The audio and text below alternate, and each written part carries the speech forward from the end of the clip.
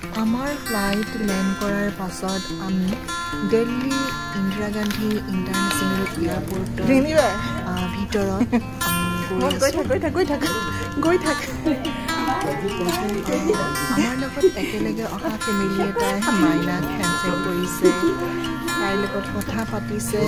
ফ্লাইটখনৰ ভিতৰত আমি বহুত ভাল লাগিলে, একদম তাই চবকে হাঁহিছে চাই আৰু আমি তাইৰ লগত খেলি আহিছে মানুহবিলাকে, ভাল লাগিলে।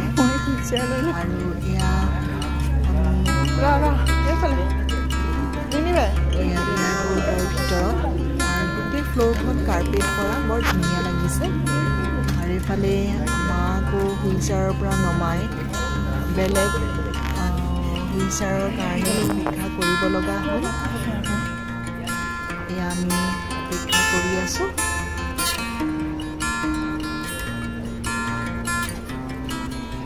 আৰু এটা পাৰ্টি বহি আছে হুইল চেয়াৰৰ কাৰণে। আৰু মাইনাই গোটেই দৌৰা-দৌৰি কৰি ফুৰিছে, হাত এৰি দিয়ে, কাৰো হাত ধৰিব নিবিচাৰে, কিন্তু ভয় লাগে ন, তাইৰ লগত আমিও দৌৰিব লগা হৈছে। সেইফালে প্লেন এলিভেটৰটো তাই চাই আছে।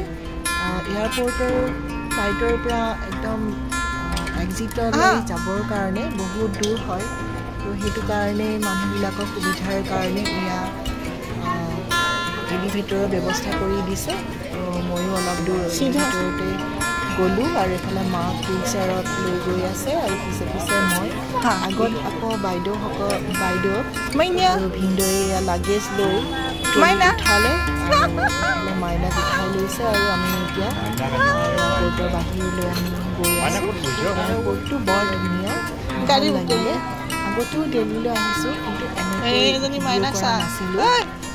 দুবাৰ এইটো আমাৰ থাৰ্ড টাইম হয়, কিন্তু আমাৰ মাইনাৰ কাৰণে ফাৰ্ষ্ট টাইম, সেইকাৰণে ছোৱালী প্ৰথম গৈছে, সেইকাৰণে ভিডিঅ' এটা বনাইছোঁ। আৰু এইফালে তাইক মই দেখুৱাই আছোঁ, এইফালে কেমেৰাফালে চাবলৈ।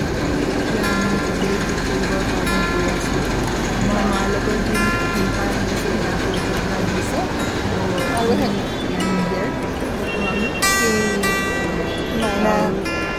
আমাক লৈ গৈছে। আৰু এইফালে মাইনে আকৌ ধুনীয়াকৈ হাঁহি দিলে, মই ফটো তুলি ল'লোঁ। আৰু এইফালে আমি উবেৰৰ কাৰণে গৈ আছোঁ, আমাক ল'ৰাজনে দেখুৱাই দিছে। হেল্পফুল হয়, এয়াৰপৰ্টৰ ছাৰ্ভিচ ভাল লাগিলে, এয়াৰ ইণ্ডিয়াৰ ছাৰ্ভিচো আমাৰ ভাল লাগিলে। ছিনিয়ৰ চিটিজেনৰ বহুত সুবিধা, আমাক বৰ ধুনীয়াকৈ লৈ গৈছে। আমি উবেৰৰ কাৰণে মই সেইকাৰণে সুধিলোঁ, কিন্তু উবেৰ দুখনমান কেঞ্চেল হোৱাৰ পাছত আমি প্ৰাইভেট টেক্সি কৰি আমি আমাৰ ডেষ্টিনেশ্যনলৈ যাবৰ কাৰণে আমি সাজু হ'লোঁ। এয়া উবেৰৰ কাৰণে আহিলোঁ যদি বহুত ভিৰ আৰু দুখনমান উবেৰ কেঞ্চেল হ'ল, তেওঁলোকে সেই প্লেচটোলৈ নাযায় বুলি ক'লে, গতিকে আমি আকৌ বেলেগ টেক্সি ল'লোঁ। আৰু এইফালে ল'ৰাজনৰ লগত চিনাকি হ'লোঁ, ভাল লাগিলে।